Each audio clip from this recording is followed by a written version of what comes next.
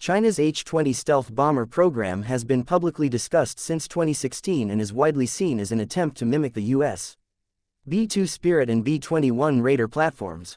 However, despite nearly a decade of buildup, the H-20 remains undeployed, untested in combat conditions, and likely still in pre-production development.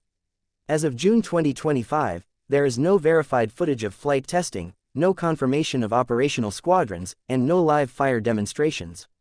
In contrast, the United States has deployed stealth bombers since the 1990s, and continues to evolve its edge with the B-21 Raider, which has already flown multiple test missions and begun low-rate production.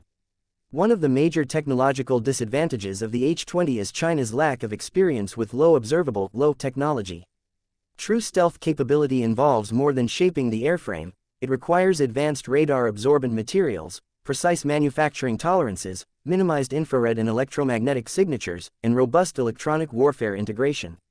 The U.S. has over 30 years of operational stealth experience across multiple platforms, including the F-117, B-2, F-22, and F-35.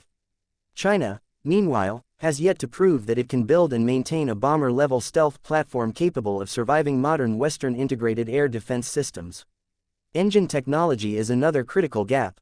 Reliable reporting from Western defense analysts indicates that China continues to face serious delays in the development of high-performance turbofan engines capable of powering heavy stealth platforms. The H-20 is believed to rely on modified versions of the WS-10 or WS-18 engines, which are derived from Soviet-era designs and lack the efficiency, thermal management, and noise suppression of American counterparts like the F-118, B-2, or the classified engines used in the B-21. Without a mature domestic engine, China's bomber is likely to suffer from limited range, reduced payload capacity, and higher detectability due to infrared signature issues. Strategically, the H-20 exists in a vacuum of operational support infrastructure. The United States maintains a global network of military bases, aerial refueling tankers, hardened command and control networks, and bomber-ready crews. These assets enable continuous, flexible global strike operations. China lacks this level of global basing and logistical depth. It has no proven ability to support long-range bomber missions across the Pacific or other regions, and its limited experience with aerial refueling and forward logistics compounds this disadvantage. Even if the H-20 is capable of flying beyond 8,000 kilometers, it is unlikely to do so with a full payload and survivability assurance unless China develops a global military infrastructure comparable to that of the United States, which would take decades. Command and control (C2) is also a major limitation. Modern strategic bombers rely on network-centric warfare, real-time data sharing, and satellite uplinks for mission flexibility and survivability. U.S. bombers are integrated into a multi-domain environment, receiving intelligence from space, cyber, and airborne assets. There is no evidence that China has developed this level of integration for its bomber forces. The H-20 may be capable on paper, but in reality, it would likely fly in isolation with limited battlefield awareness and reduced adaptability during a mission. This vulnerability would make it susceptible to early detection, jamming, or disruption.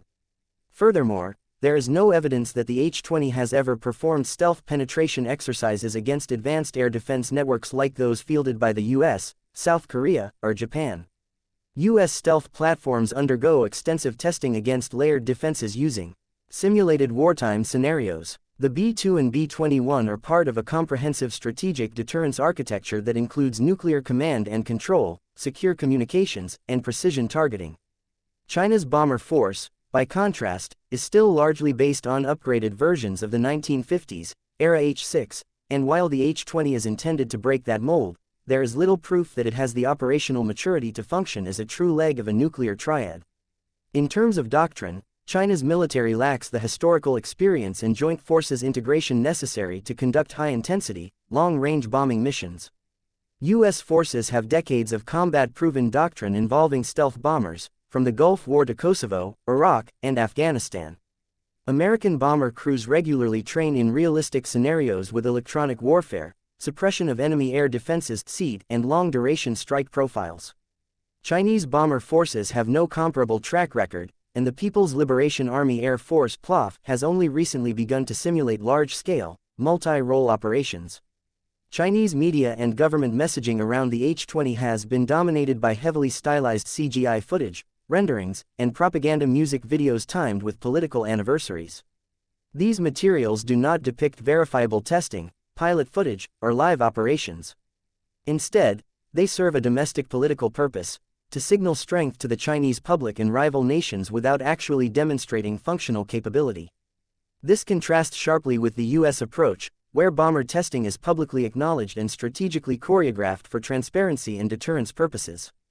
According to U.S. Department of Defense assessments, the H-20 will not enter service until the late 2020s, or early 2030s, at the earliest.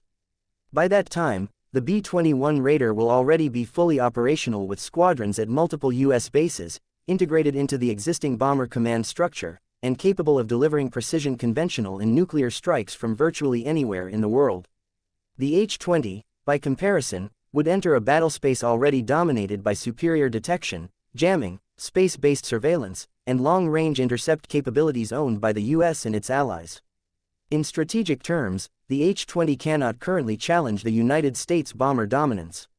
It lacks the engineering maturity, doctrinal support, logistical infrastructure, and combat credibility needed to serve as a real deterrent or offensive tool.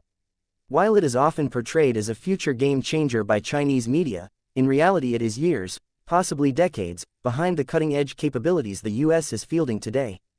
The B-21, operating alongside a still-active B-2 fleet and precision strike cruise missiles, ensures that the United States will continue to hold any global target at risk, with unmatched survivability and flexibility.